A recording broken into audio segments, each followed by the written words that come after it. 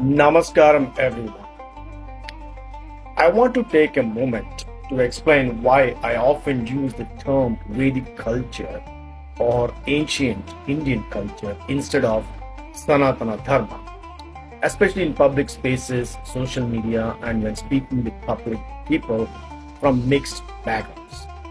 As we all know, Bharat's civilizational history spans over 10,000 years to 15,000 years. During this immense timeline, the majority of its population naturally lived by what we now call Sanatana Dharma, the eternal way of life. But Sanatana Dharma is not just a religion in the Western sense, it's a civilizational framework, a way of living, thinking, evolving, and connecting with nature, self, and cosmos.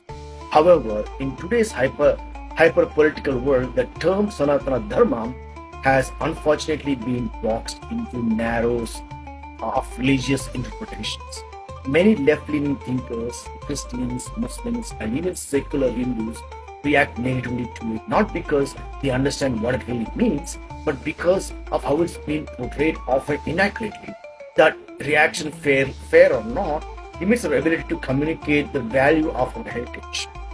So, to avoid the unnecessary barriers, I chose to use Vedic culture or ancient Indian culture or even ancient Bharat culture. The terms that refer not just to religion but to the entire ecosystem of knowledge and contributions from the ancient Bharat. This includes our mathematical innovations like zero decimal system and algebra, astronomical and astrological insights, Panchangam, Surya Siddhanta, etc. Ayurveda, yoga, pranayama, and mudras for holistic health and preventative health. Gurukul style education systems, language and grammar systems like Panini's Sanskrit, epics and stories from Ramayana, Mahabharata, and Puranas.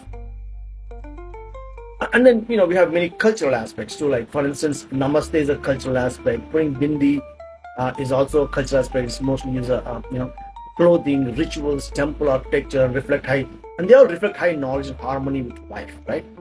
They're not religious impositions. They are civilizational treasures.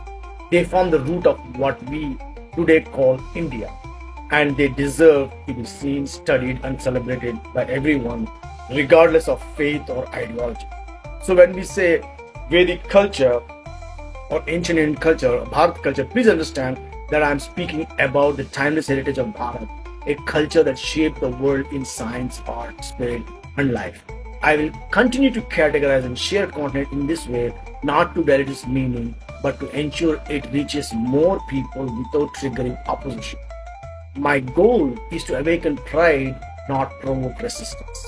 That's all I want to say. Hope everybody also takes this as some technique to use it, everywhere in public places, so that the leftists and the opposition, especially anti Sanatana or anti-Hindu agitators, don't get triggered, right? So this is a strategy I'm planning to apply.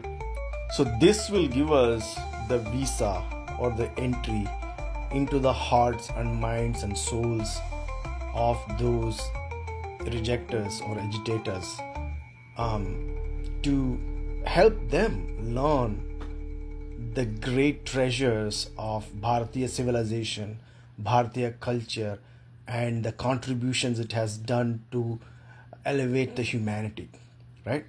And when we acknowledge that, we become even greater, like Lord Krishna said, if you don't protect dharma, then dharma is not going to protect you. Exactly the same thing. In this case, it is Sanatana Dharma. Everything is coming from Sanatana Dharma, but the word Sanatana Dharma has a wrong meaning to the people.